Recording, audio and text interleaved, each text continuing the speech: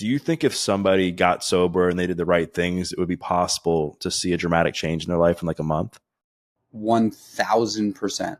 Like without a question of a doubt. My story, within 3 months, I changed everything. My whole entire, my body, my mind.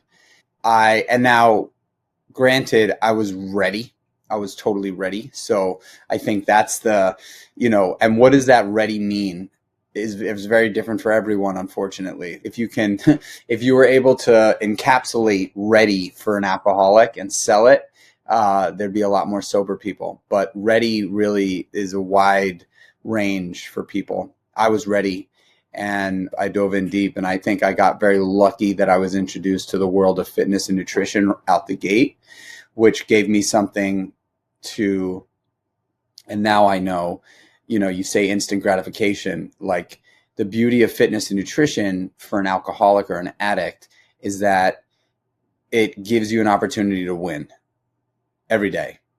And you get better and better every time you do it. So fitness for me has been this like journey of challenging myself, feeling like I can win and I can control that win every day, and seeing like amazing progress on a regular basis. And you hear a lot about people needing to hit like rock bottom in order for them to change. And I know you hit that, but I would love for you to talk about the moment where you decided enough was enough. And then how did you go all in? Because, a lot of times even people who have stayed sober for a long time, it started with them like dipping their toes into recovery, started with one meeting, one day, whatever. And then they, stack all these days. You went all in. Like, what was the moment like where you were just completely done? And like, what was it about that moment that made you go all in? I think it was a little bit of a perfect storm for me. I had overdosed on heroin 2 weeks before I got sober. And I had made a decision that day because I promised myself after I OD'd that I was not going to do this again. And I couldn't stop myself from using later on that day. And so I kind of made a decision that day that I was just going to die this way. And so I wanted it to happen fast. And so I kind of went on like a crazy, insane, I don't even remember it, bender for 2 straight weeks. And then interestingly, I worked in restaurants. And so, you'll notice in the world of restaurants that drug and alcohol abuse runs rampant, And so I was able to keep a job, but everybody around me knew that I was dying. And I slept through work one day. It was a Tuesday, the last day I used. And my boss called, I called my boss and I apologized again profusely after sleeping through work. And he loved me and I loved him, and we partied together. But he essentially said, Mikey, I can't give you your job back. I have to fire you. You're dying and everybody knows it. And we don't want to watch it happen. And I'm enabling you by giving you this opportunity to work here and continuing to do what you do. So I have to fire you. And I begged for my job. And he said, after a bunch of begging, look, if you get sober, you can come to the restaurant in the morning and clean it with the porters, and you can be a porter for a little while. And if I see that you actually get sober and stick with it, I'll consider giving you your job back. And for some reason, that was the linchpin for me. I had a moment of grace. I had a moment of clarity in that day. And, with addicts, like, it's such a small window of space to be able to like take action. And if you feel that moment of ready, I was ready. He said it. I heard it. I think I heard it for the first time, really, that word sober, like you need to change your life. And I took action. I kind of remember being scared. I made a phone call. The person who I called her boyfriend came to meet me and asked me to tell him my story. He came right away. I talked to him for 4 hours, and he changed my life. I was ready to hear what he had to say. He made a lot of suggestions. He gave me like a pretty rigorous plan to follow. And I did it because I wanted to impress him, because I'm a people pleaser and I constantly am seeking validation. And that's because I never got it from my father. And so whenever there's an opportunity for me, and I've gotten much better at being self-aware of it now, but it's still in my DNA to want my father's validation. So I seek it in other men. But it worked out really well for me in this case, because I was able to want to impress this guy, want to make him like me. And I knew that if I did what he told me to do, he'd pat me on the back. And so that's what happened. And he's still a mentor of mine and a very good friend. What was the blueprint that he gave you? After listening to my full story, he wrote a plan for me basically on the back of a napkin. And he said, this is what I want you to do. I want you to wake up as early as you can in the morning. And as soon as you get up, jump out of bed. Don't hit snooze. Don't roll around for 15, 20 minutes. I want you to get right out of bed. And as soon as you stand up, turn around and make the bed. And then go into the bathroom, brush your teeth, wash your face, put on your contacts, take a piss, and then drop down on your knees and ask God for help. And we can talk a little bit more about that after I give you the full plan. But after you're done asking God for help, do some push-ups, as many as you can, and then go right into your bedroom, put on your sneakers, and get out of the apartment and go take a walk or a jog or a run or a sprint. But I want you to move your body first thing in the morning, and that's outside. And then right when you're done with that, come back home and make a big bowl of oatmeal. It's easy, it's inexpensive, it's satiating, it's healthy. You can make it taste like whatever you want. When you're done eating that oatmeal, go to a sober community meeting, get in there, sit up front, introduce yourself and tell them why you're there. And then when you're done with that meeting, come down to the gym on Canal Street, and I'm going to teach you how to do Muay Thai kickboxing. And we're going to train there. And we're going to train for a couple of hours. And when we're done training, you're going to have chicken and broccoli for lunch. You're going to take a nap. You're going to go to work. You're going to have chicken and broccoli for dinner as early as you can. And then you're going to go to bed as early as you can. And right before you go to bed, you're going to drop down on your knees and you're going to say, thanks for keeping me sober. And that's it. And rinse and repeat. And that was the plan that he gave me. And that was the plan that I did. Damn. And then how far into doing that plan, because I know you obviously stay consistent, did you start to actually feel better? Gosh, I mean, I don't remember exactly, because it was, a little over 20 years ago. But I just knew, I could tell you this. I remember in September that year, New York City's hot as hell.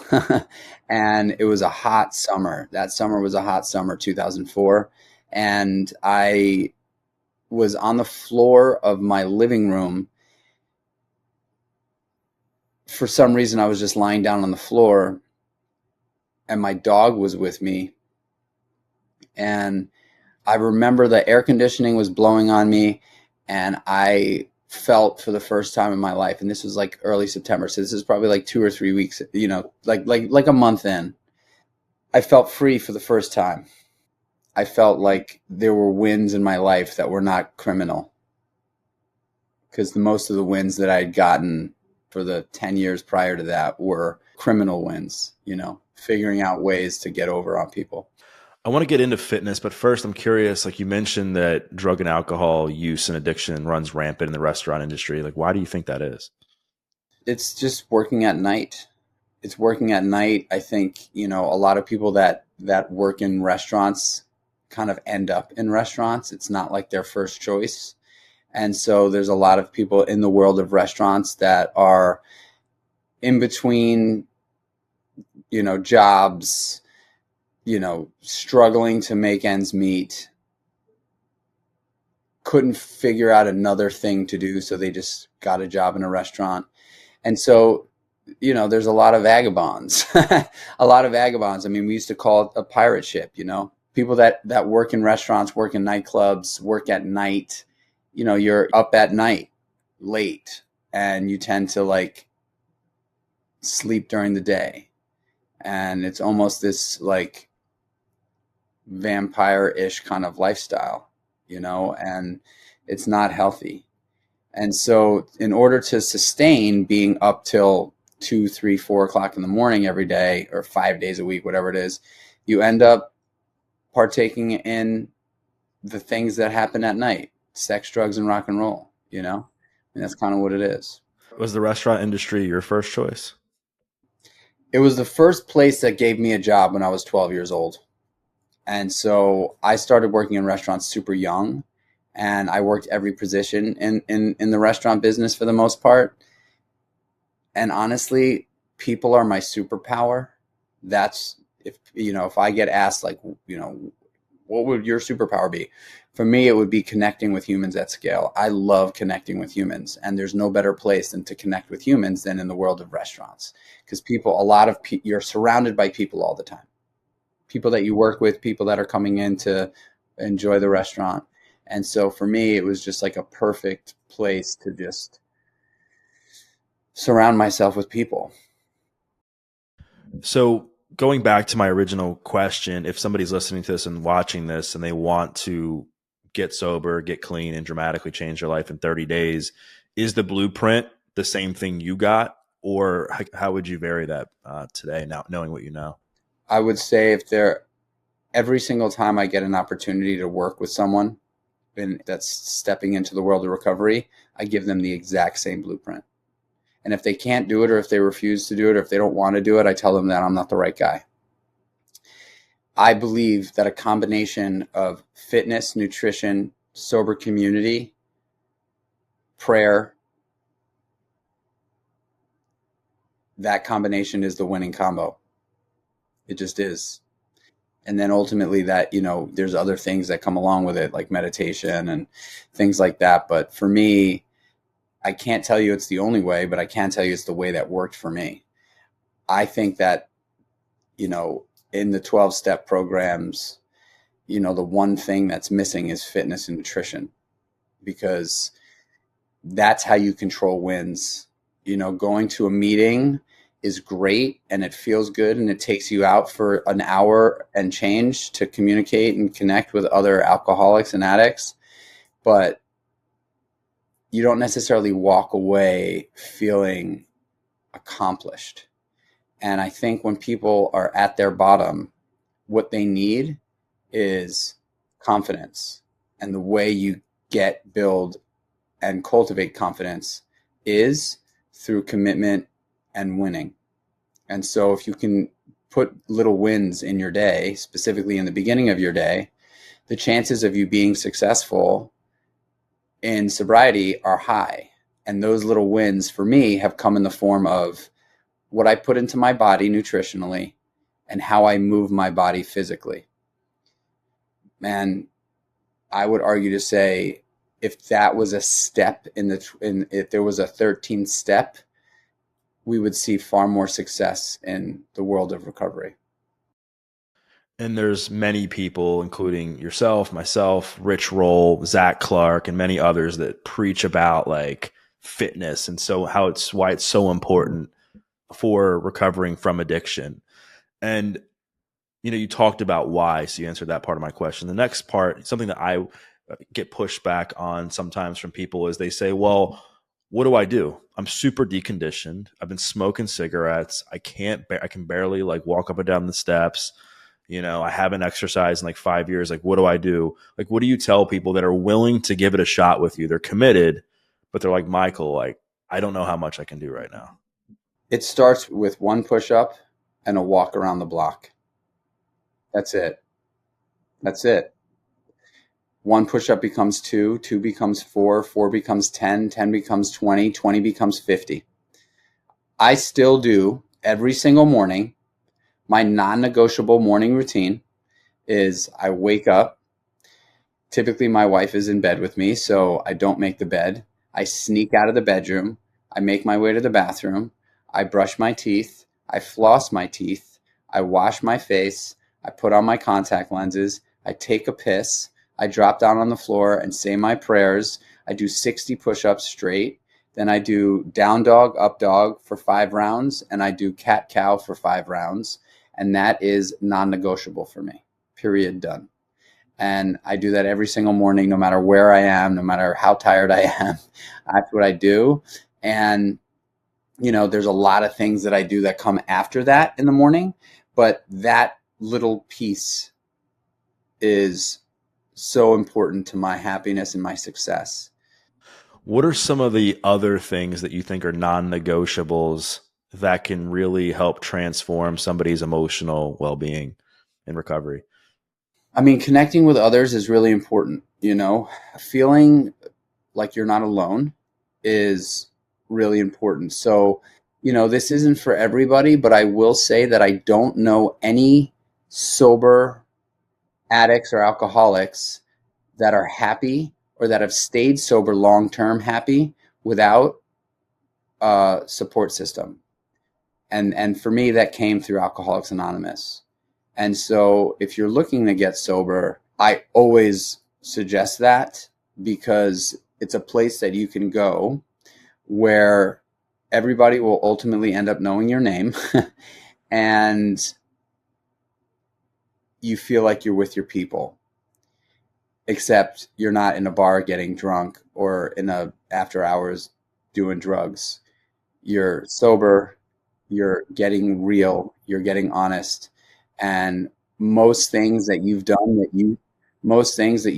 you think are terrible, you look to your left and you look to your right, and those people have done it too. And you can laugh about it. And there's real opportunity to develop community there. So I think that is really important, the people that you surround yourself with. I also think for people that are contemplating sobriety, it obviously means that you've been putting bad things into your body for a long time. And so, fitness is obviously very important to me, but also what I consume is very important to me. The things I put into my body, what I eat, what I drink. When you start changing those habits and start eating healthy, drinking a lot of water, hydrating, like hydration, believe it or not, is like a big deal.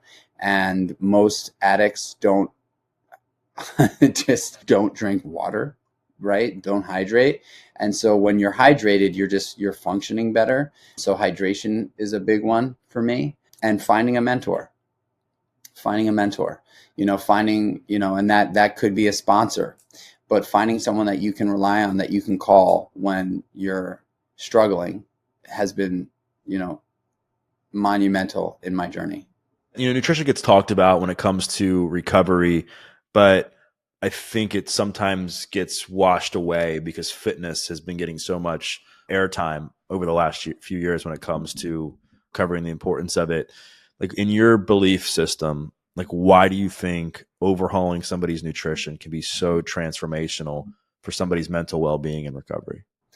Well, if you really think about it, like, what you put into your body makes the person you are physically, like tangibly, like your organs, your everything, right? And so food has a deep impact on how we feel.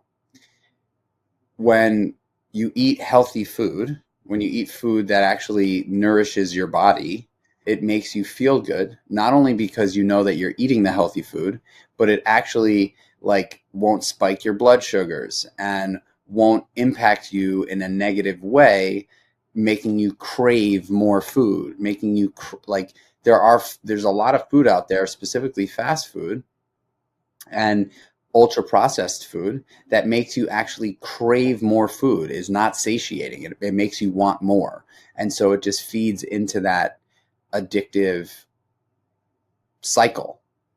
And so when you put food into your body that does not activate that dopamine that makes you want to just eat more and more and more, you just feel better. And so I've just learned that eating a healthy meal is a win, and it doesn't totally throw my body for a loop and throw my specifically my blood sugars. Like, when your blood sugar gets spiked, it's and then crashes, it's not a good feeling. You feel tired, you feel lethargic, it leaves you wanting more, right? So what we eat really does impact how we feel, and how we feel impacts how we perform in life. The other byproduct of eating healthy food is you just start to look better. You know what I mean? Like you start to look better. You can lose a lot of weight, or you can change your body composition by little fitness and a lot of good nutritional habit. As somebody, you're so focused on health and nutrition habits, and you've made a successful business out of it, and we'll get into that in a little bit.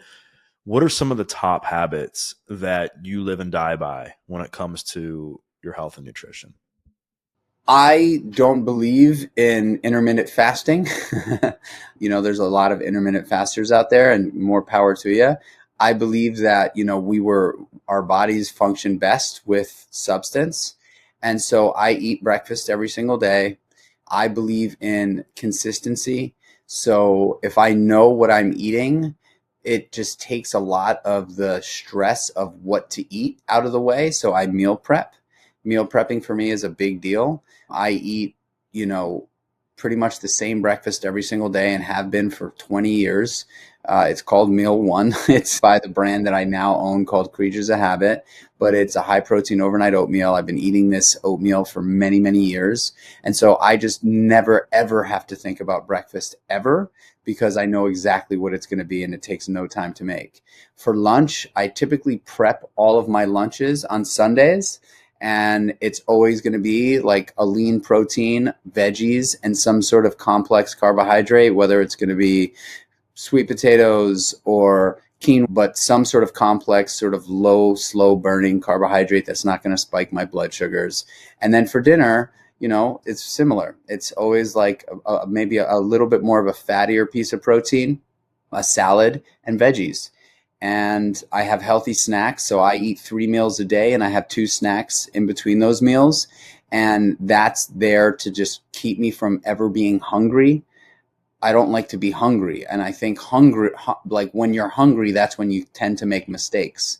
So if you can keep yourself from being hungry by having breakfast, a snack, lunch, a snack, and dinner, the chances of you being hungry where you're just going to grab some garbage is mitigated, because you catch it before the hunger sets in. And, look, everybody on the planet wants to look good. Everybody wants to look good. Anybody who says that they don't care is lying. Everybody wants to look good. And the best way to look good is to focus on your nutrition. It's just that simple. You know the deal, right? I competed in men's bodybuilding for 5 years, and I watched and learned that nutrition is 90% of the game to getting the body you want. And so I've got no shame in saying I love looking good. I do. And I learned that early on in sobriety. As soon as I changed my diet and started working out, my body changed very quickly, super quickly. And I just, I believe in staying away from, for me personally, it's just the way my body, likes it. I stay away from breads and pastas and heavy carbohydrates and processed food. And I stick to whole foods and clean products, clean snacks. I'm 44 years old, man. I feel like I'm 28. Matter of fact, I got I do a lot of blood work, and I got my biological age from my blood work, the last round of labs I did. And my biological age came back at 26.7. This episode is brought to you by Timeline Nutrition. Listen, my main goals for the remainder of the year revolve around health and vitality. After hearing about Timeline Nutrition from several of my friends in the health industry, I decided to give their flagship product, MitoPure, a try. MitoPure contains urolithin A, which is a powerful postbiotic that can be challenging to get from your diet. As you know, science has been a big focus on the podcast, so I was really impressed that Timeline has done 10 years of research to bring this product to market. I've been taking their berry powder for over a month now, and I've already noticed a bit of a difference in the gym. Some of the long-term benefits I'm hoping to achieve from taking it include improved energy, muscle strength, and endurance, which are right in line with my goals. So I highly recommend you check out Timeline Nutrition, and they are now offering 10% off your first order of MitoPure. So just go to timeline.com/Doug to get 10% off your first order of MitoPure. That's TIMELINE.com/Doug. Now back to the show. Wow. It's impressive, bro. I know you've talked about this idea that, being an addict can be a superpower, right? And it's like the same traits that got you in the depths of addiction. It can be the same traits that like have led to what you're doing now. How do you like put that into your own words and context to help people not have so much shame about being an addict? Being an addict is a superpower. It's not can be a superpower. Being an addict is a superpower because you have this, when you first start down the path of sobriety, especially if you go into a 12-step program, they will say things like you have a disease. And at first, I didn't believe it. Up until very recently, I wasn't so sure. But I actually just had a guy on my podcast, this doctor, who's a double board certified neurologist and addiction specialist. And he has confirmed that we have a way more sensitive lipid system, addicts do, and it potentially is a genetic thing that predisposes us to it, but trauma can also play into it. Not every single person that has this sort of the super sensitive lipid system does end up an addict, but if there is trauma and if there are motivations that, come from childhood that would propel somebody to want to escape their life, the chances of them being an addict are far greater. It's been shown that a lot of people with ADHD can be vulnerable to addiction. And so it is a disease of the brain, unfortunately, and there's no way to cure it. It's just what it is. There's ways to abstain from it, like like we have. The superpower is we have an uncanny way of committing to things if they make us feel good, if we like them.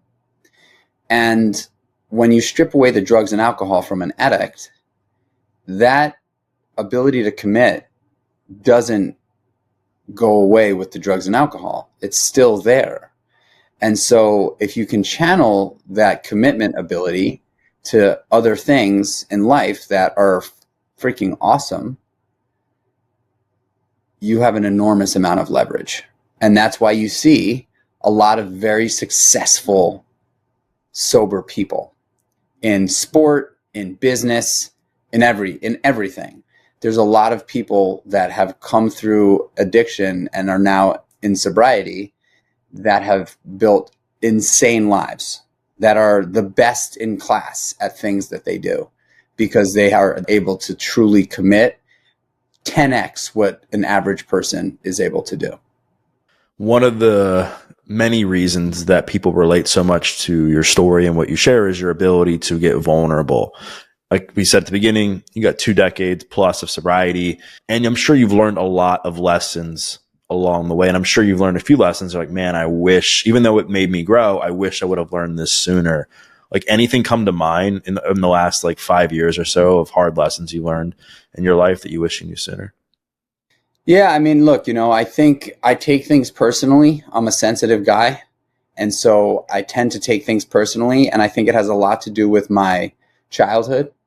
And so what I've really been getting better at is when people give me feedback, when people are constructively criticize some things that I do, I've been far more self-aware about taking them personally and actually stepping back and putting myself in their shoes and trying to see the viability in what they're saying.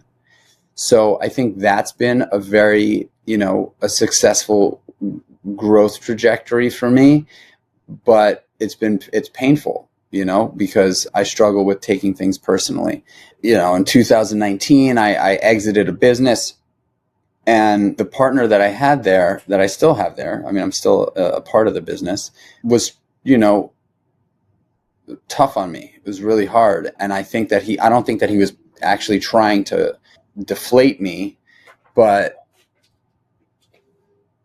he was giving me feedback and I don't want to hear it, you know? And so I think those, those lessons, right? Like there's a book called The Four Agreements.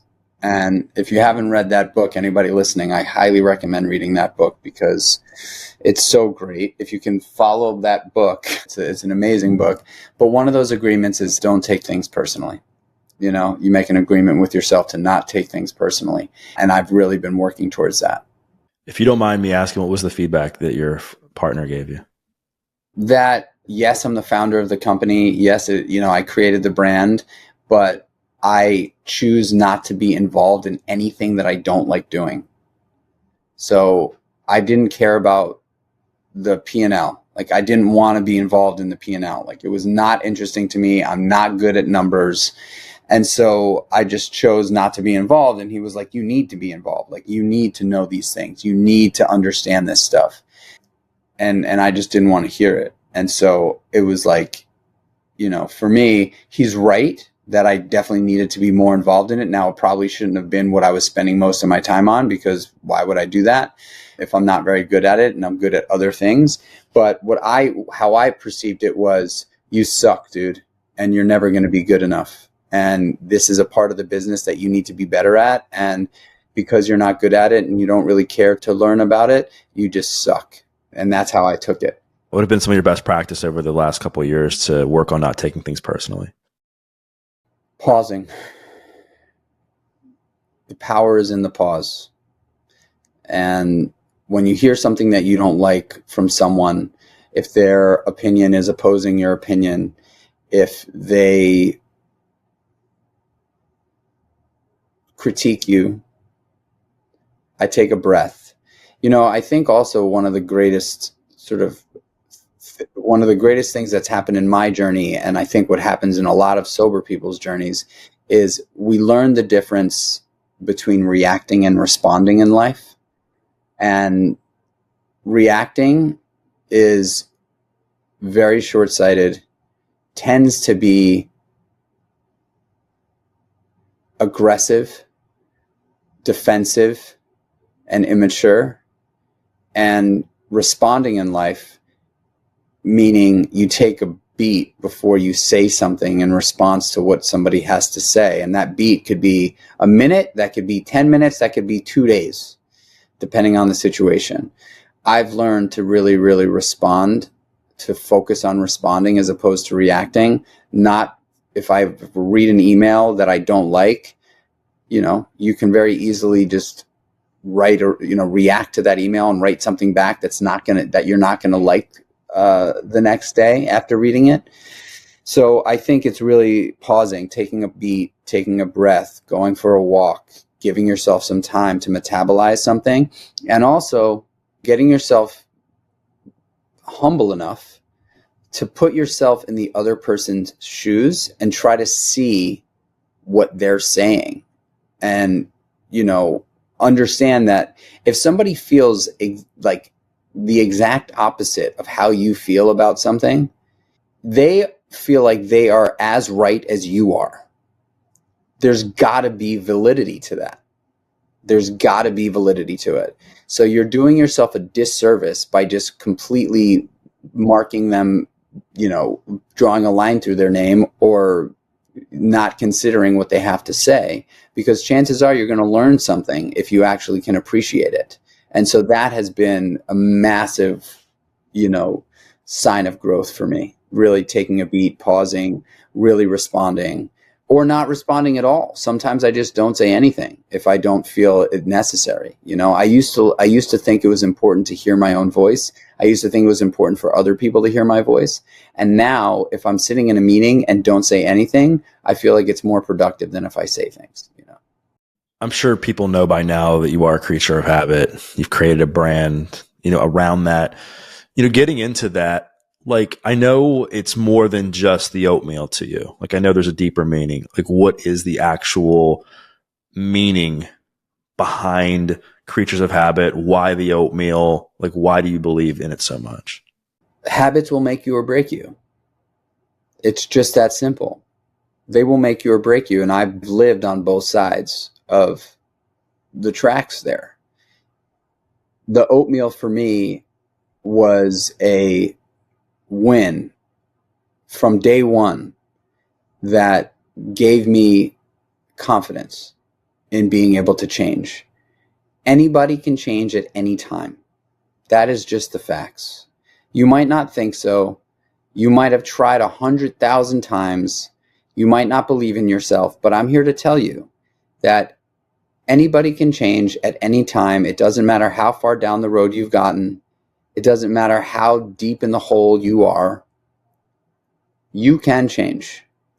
And for me, a nutritional win in the early days was part of that story. That nutritional win happened to be oatmeal for me, the thing that I was told to eat first thing in the morning, and it stuck. And I always know that I can have that. It gave me structure and it gave me discipline. And so when I was thinking about the next business that I wanted to launch and the pandemic had hit and I knew that I wasn't going to go back into restaurants for a while, I had to put my thinking cap on and say, how can I pivot out of the restaurant business and create a brand that that is insanely authentic to me, that I stand behind 100%, and that aligns with my passion for this world of wellness and the ability to change in humans. And oatmeal just came up as like, hey man, this is the first thing I fuel my body with every single day and have been for years and years. And it's a simple product. I mean, it's not simple, but it's basically a blend of gluten and glyphosate-free oats. It's got 30 grams of plant-based protein in it. I get omega-3 fatty acids in it with adding chia seeds, flax seeds, and pumpkin seeds. There are electrolytes in there from pink Himalayan salt. We add vitamin D3, a probiotic, and digestive enzymes for gut health and heart health. And it's so easy to make. I was like, man, like, if I can get all of and those are all the ingredients that I used to make my oatmeal with every single morning. I was like, if I can get all those ingredients plus those supplements into a pouch, not only do I think I have a great business and a habit that I can help people with, you know, it's like very hard to sell habits. You can't sell waking up early in the morning. You can't sell going to bed at night. You can't sell going to the gym. You can't sell walking 10,000 steps a day. But I wanted to come up with a habit that I can offer to people that they can commit to. That would be the launch pad, the springboard, the catalyst to making better decisions throughout the rest of the day. And I figured out that if I can create this oatmeal, this could be a flag in the ground for people to commit to and help them make better decisions, specifically nutritionally throughout the rest of the day. And that's what I did. And what's been the feedback so far from people? We're changing people's lives. I call, you know, a big part of my job now, a little over 3 years into the business, is community and connecting with customers. And so a couple of days a week, I open up my online store, I look at the orders, and I start making phone calls.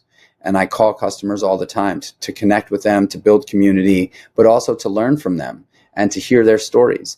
And man, like, we have the stories that I get to hear are just unbelievable, that people were looking for something that was convenient, that was easy, but really healthy to kick off their day with, that had a lot of protein, because it's hard to get protein in the morning, specifically for people who don't cook. And I mean, we've literally changed people's lives and given them a habit to stick to. Is it a product that you're going to taste and be like, that's the best thing I've ever had in my entire life? No, that wasn't the purpose.